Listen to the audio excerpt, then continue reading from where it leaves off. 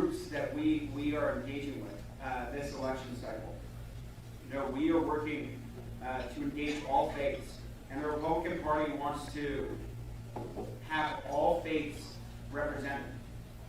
So, we as Republicans are the big tent party, and we as a political party, we are working to protect our religious freedoms, our right to live our faith 7 days a week, and your right to practice your faith in the public square. So, this election cycle in November 2022, this election cycle, we need Republicans in office because Republicans will cut costs for Arizonans at the grocery store, at gas stations. Republicans will work to keep our community safe.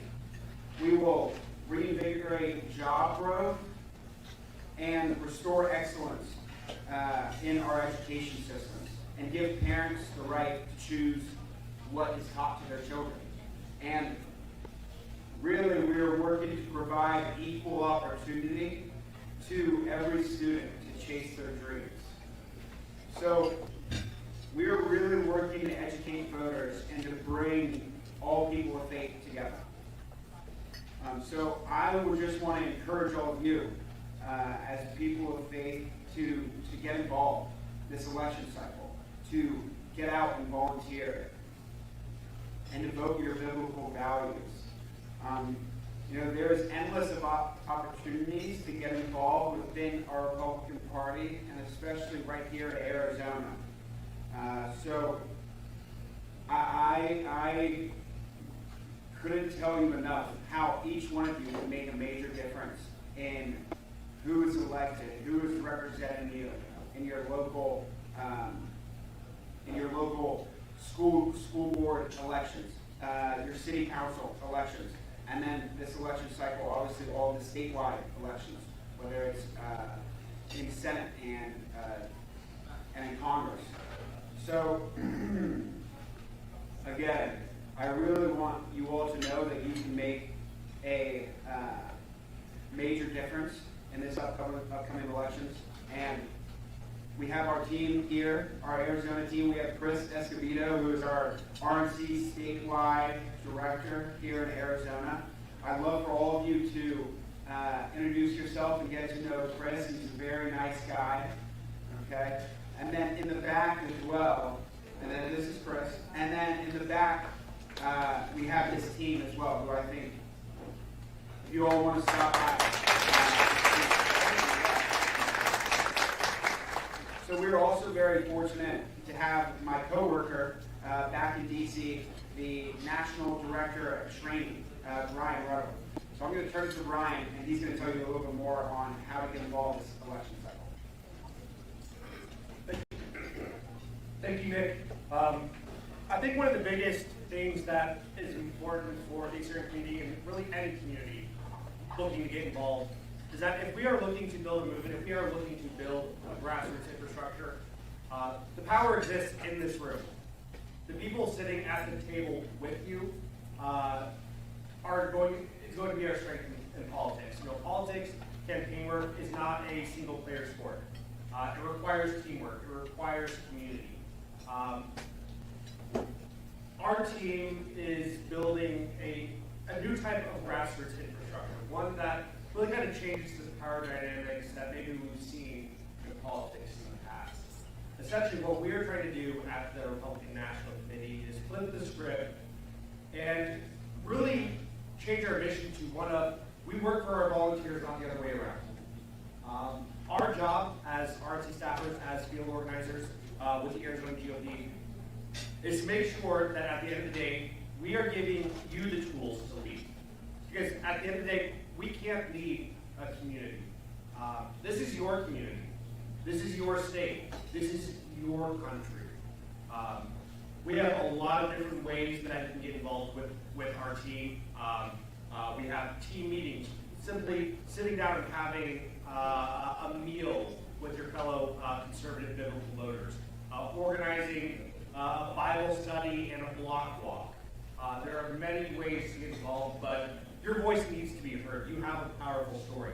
Every person in this room. People don't vote from here. They volunteer and vote from the heart. So we want to make sure that we're speaking that language. We're having the real meaningful connections with voters, with our community members. So at the conclusion of this, like Nick said, we're definitely want to introduce you to Chris Escobedo and the rest of the Arizona GOP team. If you want to get involved, if you just don't know where to start, we have a full-time staff whose full-time job is to make sure that you have those resources.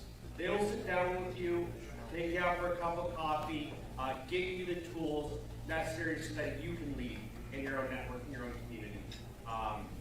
That being said, I think I'll turn it back over to Nick. But again, at the end, I highly recommend that you reach out with Chris or myself.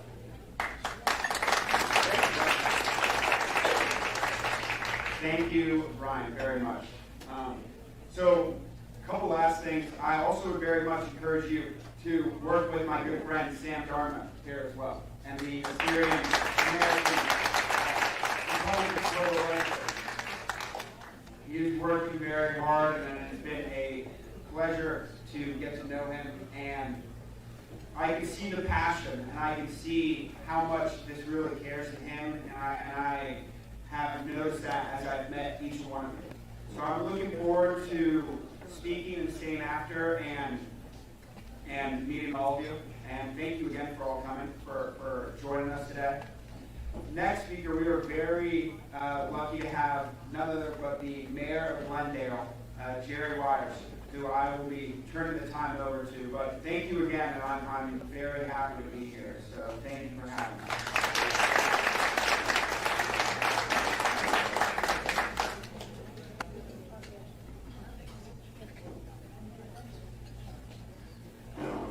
Morning or afternoon. I guess I'm going to say good afternoon. I think it's probably still good morning. Okay.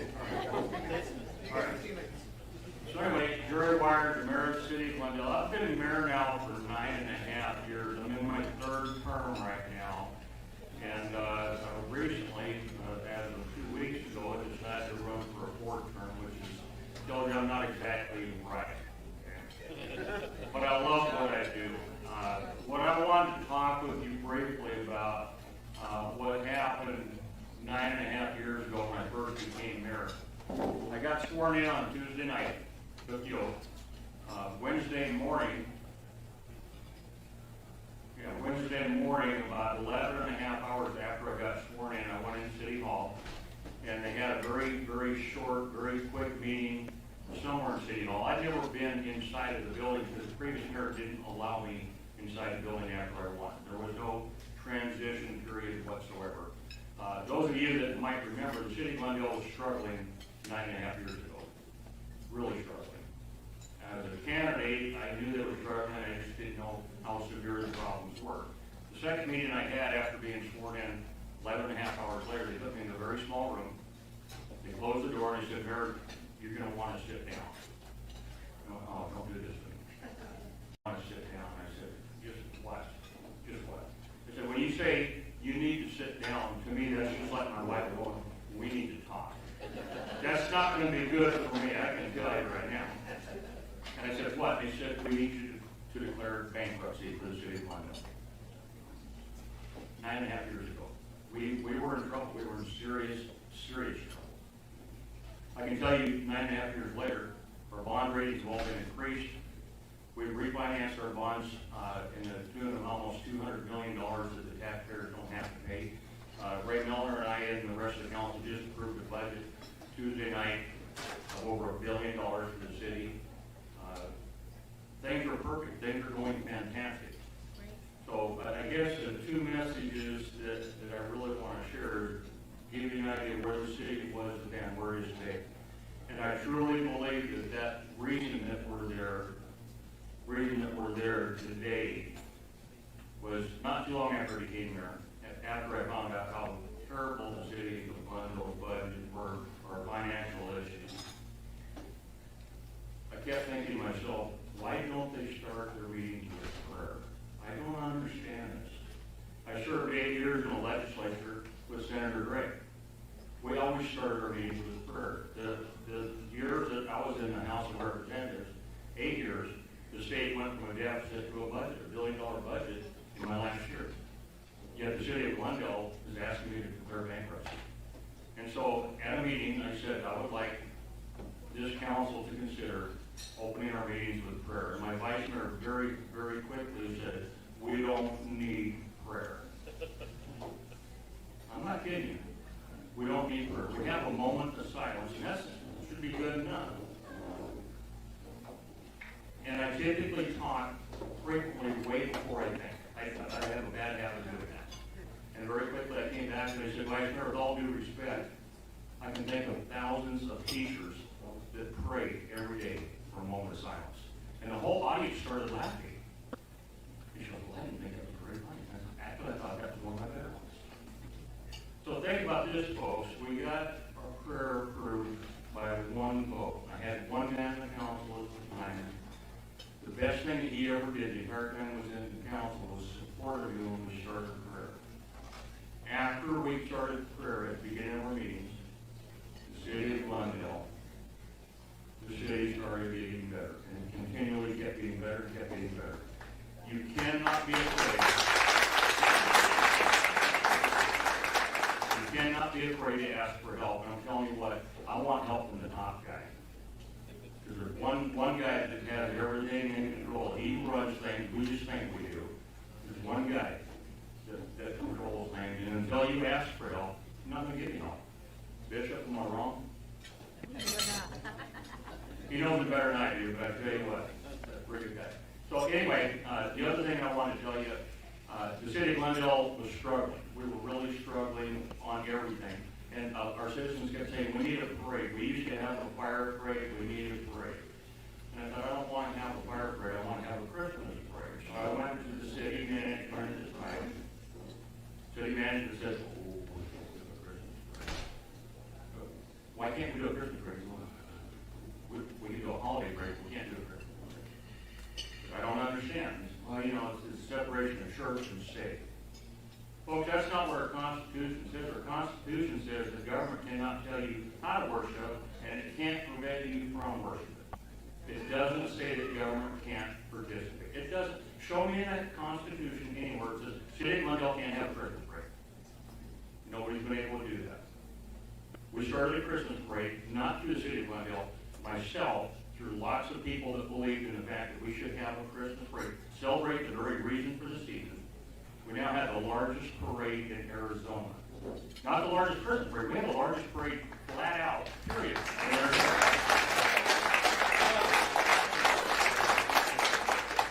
We don't have the most spectators, but I'm going to get there. I'm going to keep working. So, number one, Christmas parade. I don't remember ever seeing your church representative, ever. And you need to, because it's a great opportunity to go out, show that spirit, show your beliefs, show your values, and advertise who you are and what you're about. And it's a fantastic time. All we ask is when people are in the Christmas parade that they understand this is a Christmas parade, it's not a holiday parade. So, I can tell you, the politics, the reason I got into politics, first of all, is I hate politicians. I'm serious, I do. I don't like people that will tell you one thing and tell somebody else exactly the opposite 5 minutes later. Or if they're talking to you, they're looking over your shoulder to see who's more important. I hate them. I got into it because I wanted things to be better, I wanted things to be right. And my 8 years as a legislator, my 9.5 years as mayor, I believe that I have made a difference. I do know that somebody above has certainly helped me a lot. So with that said, politics starts at the very, very basic. That's your parent-teachers associations, that's your homeowners associations, that's your city councils, county, state, fed, all the way up. You have to get good people in at the very bottom if you want really good people at the top. It starts at the bottom, folks. This is bottom-up type independence. So don't ever ignore the basics. You know, your homeowners association, sometimes you're so tough you feel like you're living in a communist Russia. Seriously, anybody's ever had to deal with HOAs, sometimes they're really tough. Starts at the base, goes all the way up. Don't be afraid to run for office, even though I can tell you, you take bigger beatings in an HOA than you probably do in the Senate or House. You don't think so? I do. I do. I've seen some pretty interesting. So I'm going to cut this quick because they only gave me like 5 minutes to speak. I could go on for hours, but I won't.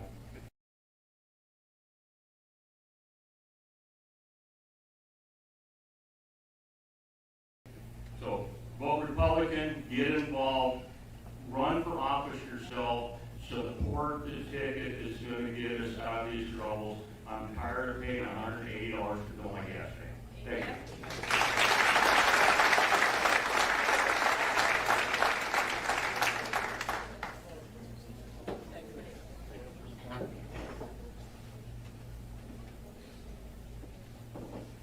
Well,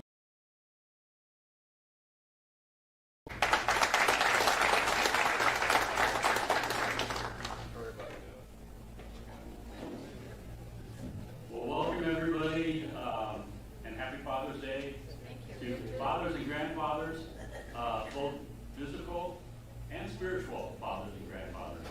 I just want to say one of the things I am most satisfied with in my political career is the opportunity to work alongside then Representative Jared Wires. When I went into the House, he was there.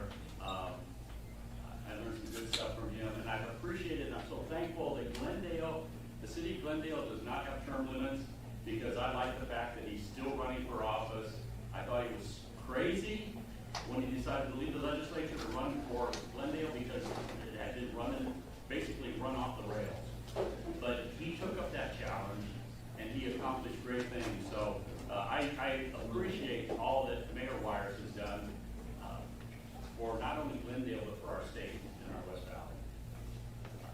I've been honored to be elected both in the House and the Senate.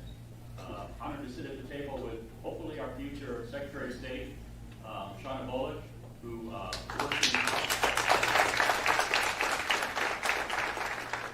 she's been a big supporter of the Assyrian group. When I was asked if I would come and talk, they said, well, would you be willing to come down and talk with the group? And I just thought, they want me to talk about religion and politics, my two favorite subjects, in that order. And then again, so looking forward to seeing the bishop again. We've had a few hours, or maybe many hours, of fellowship in his home. You are so blessed to have a spiritual leader like him. And so I look forward when we get out of session to be able to get back together and have some deeper fellowship. I do want to bring up the fact, as Mayor Wires has said, our Constitution says we have freedom of religion, not freedom from religion. But I want to wave the flag that we have a state religion now. And it's not the Assyrian church, it's not the Catholic church, it's not the evangelical church, it's the Church of Humanism. That's why when a coach wants to pray with his players on the field, he gets fired. Because he's not allowed to exercise his faith.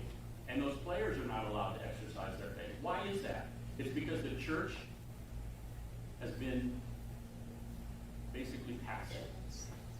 We've stepped back. I don't want to get involved. I don't want to have the confrontation talking about whether it's at the HOA, which I've been on HOA boards many years, turned out 3 times, in the legislature, and Representative Bullock knows the vitriol that we get attacked with.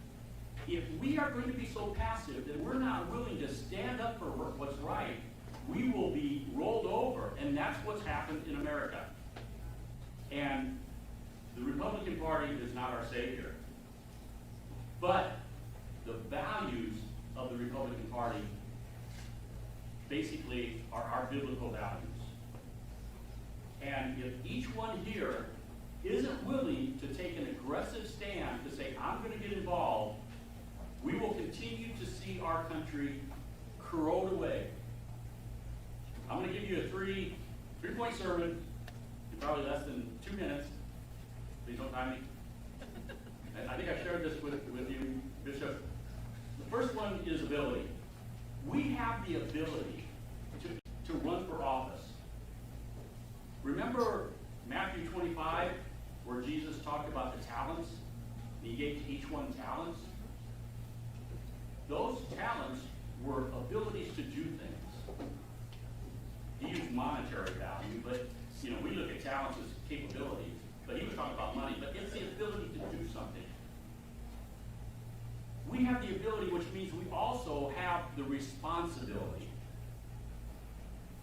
And because we have the responsibility, nobody like, well, don't put that on me, I want to be carefree. We have the responsibility, whether we like it or not. You can read that story in Matthew 25. The guy that didn't do anything, that just buried his talents, he paid the price. Why? Because along with ability and responsibility, we have accountability. This life, fortunately, will end. We have eternal life. We will go on to one place or another, heaven or hell. But we will all stand before our Creator to give an account of what we've done with the abilities, and the giftings He's given us. And when I think of the scripture that says, one can put 1,000 to flight, two can put 10,000 to flight. How many could a room full this size, if we come together and work together, how many could we put together? We have the ability. I encourage each of you to take that responsibility on. And you've got friends and family. This room has a certain number of people, but we all have many more people that we know. I encourage you to take that responsibility to share that ability with them. Because if we don't turn this country around, well, spiritually, I personally think we need a spiritual revival. But,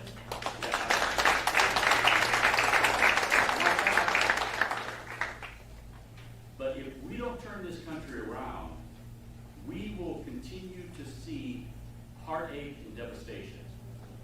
Policies have consequences. When I first ran for office, I've got it etched in my mind of a young man who was on I believe it was the front page. If it wasn't the front page, it was the front section. And he was a young guy. He had on a sweater and a button-down shirt. In my day and age, we called them preppies because they were college guys. And the story was about the homeless. This guy had a business. He'd been married, had a family, had a business, and then the big downturn hit. And Mayor Wires, you were there when we saw our then Governor Napolitano making long-term commitments on one-time money. And it devastated our economy. This guy lost his business because of bad economic decisions made at the state. There were other bad economic decisions made across in our federal government too, which helped encourage that. But we made some decisions in our state. The guy lost his business, and because of all those financial hardships he faced, it broke up his family. He lost his family. He lost everything. He was in a homeless shelter. Policies have consequences, and the right policies benefit people. Bad policies hurt people, and we're seeing it in our headlines today. We're seeing it when we go to the gas pumps.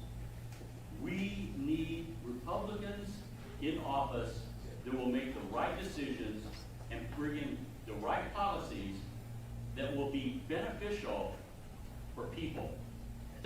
And one of the things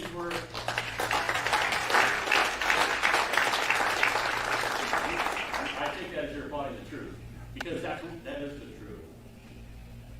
If we really are going to follow Christ, what do we need to do? Love one another. Over and over, Jesus stresses we love one another. Regardless of skin, regardless of ethnic group, regardless of background, socioeconomic levels, we're called to love one another.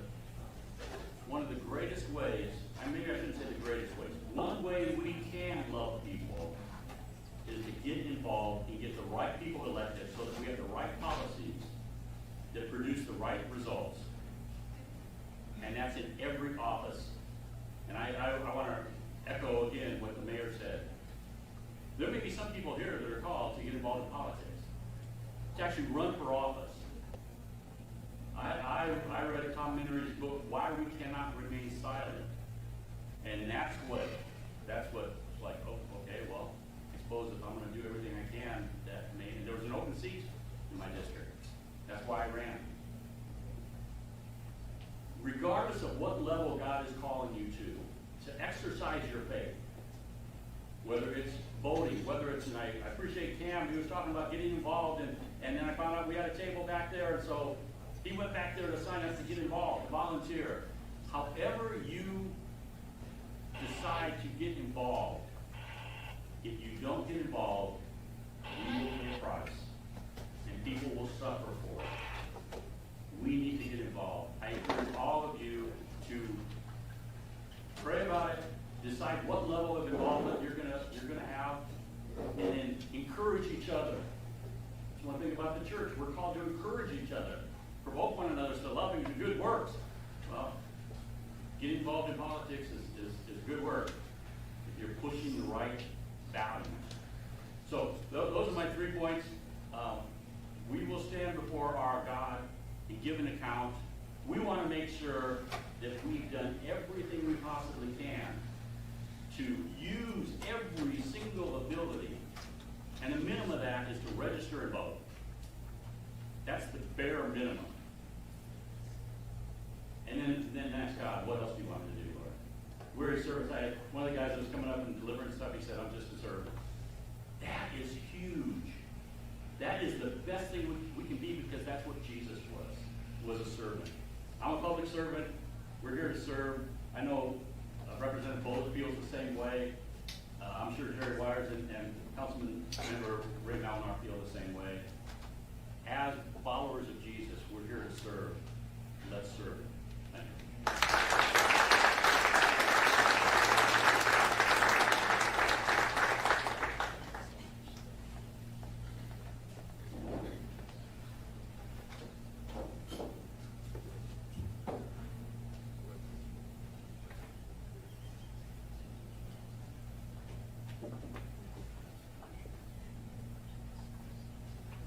Well, I just want to thank everyone again for coming, and to our special guests for coming again today, and especially Ms. Grace. Just sort of piggybacking off of what Senator Grace said a little bit ago, we need to decide, what we can do as Assyrians and how we can get involved in this upcoming election. And obviously, prayer is the most powerful weapon that we have, and we should be praying for our president. We should be praying for elected officials, and we should be praying for godly and righteous people to be elevated to positions of power like we have here today. But I think the most powerful prayer we can pray as believers and as we engage is praying for that great awakening, because we can have people of righteousness and of great valor and of great faith in positions of high office, but it's only going to be God that can change and transform the hearts of men and women here. And so I think that's the biggest and greatest prayer that we can have going forward. So we're going to do a closing prayer by His Grace, Bishop.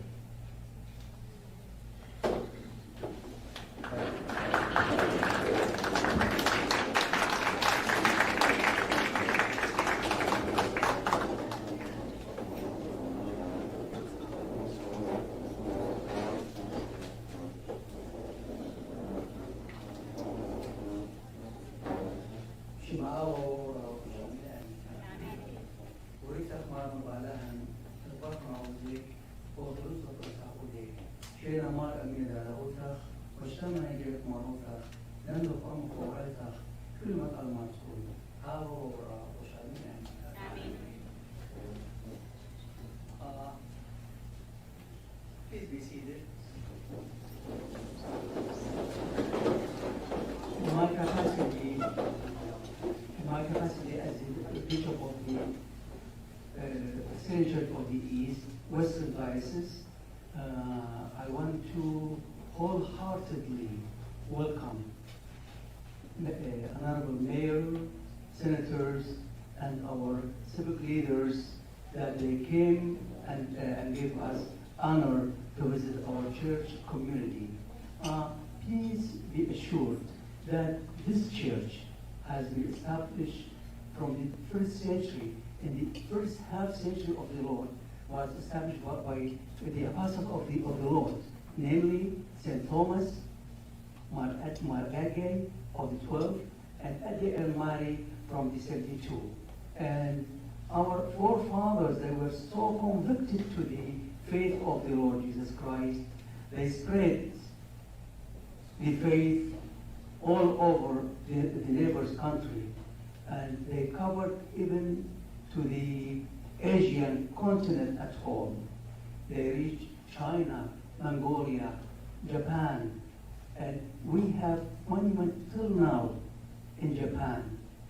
The name of 112 of forefathers that they spread the gospel of the Lord was in China till now. I just want to say our people, the Assyrian, honest, they are noble people. They are people of God. They got abide law, they abide with the civic law, and they are very conservatives. And they love America, and they are ready even to die for America.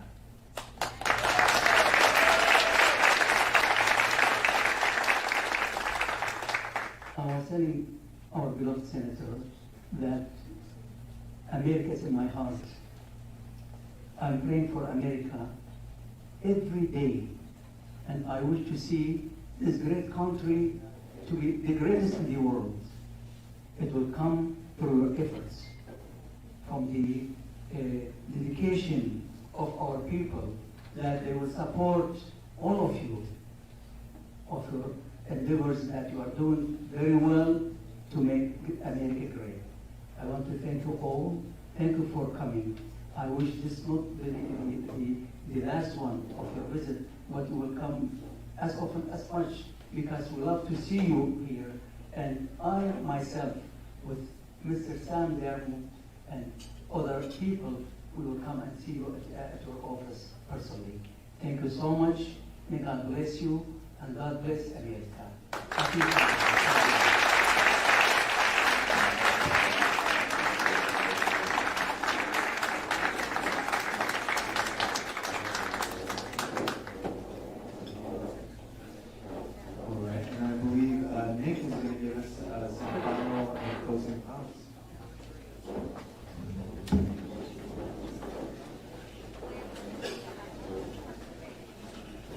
I am not too sure how I can follow His grace, but thank you again, everyone, for having us. And really, I just want to encourage you all, if you would like to get involved this election cycle, if you want to get registered to vote, we can, in the back we have our voter registration sheet, so please, even if you're not sure if you're registered, you can go and find out that information. So again, thank you all. I am very blessed to be a part of this, and happy Father's Day again. So thank you.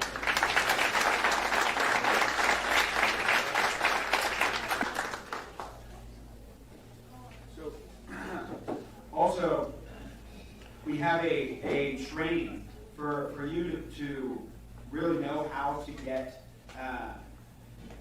more knowledge on what the actual details are to getting out, and whether it's going out to do voter contact at door knocking, or we call it phone banking as well, what we call, and we're contacting potential voters.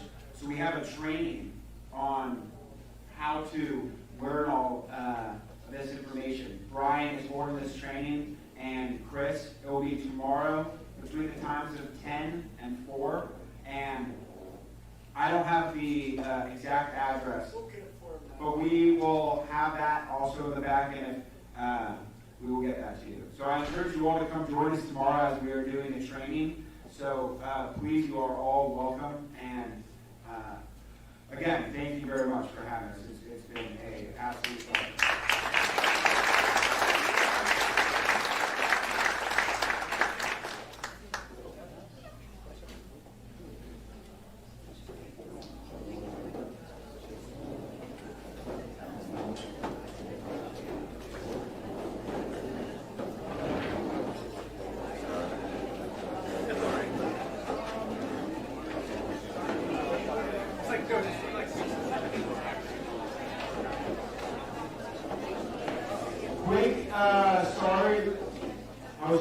mistaken, not 10 to 4, but around 6 to 7 tomorrow, 6 to 8. Please stop by. So thank you again. 6 to 8 tomorrow night.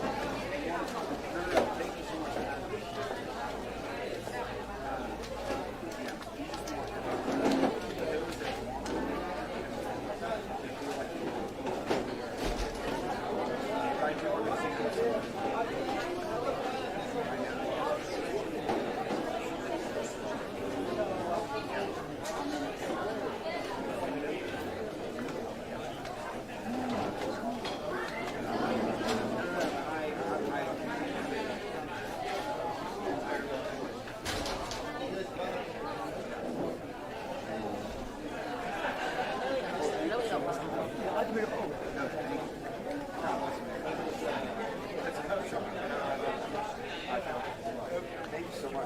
No, thank you. This is great. I feel like I'm at my home church. Yes. Oh, shit.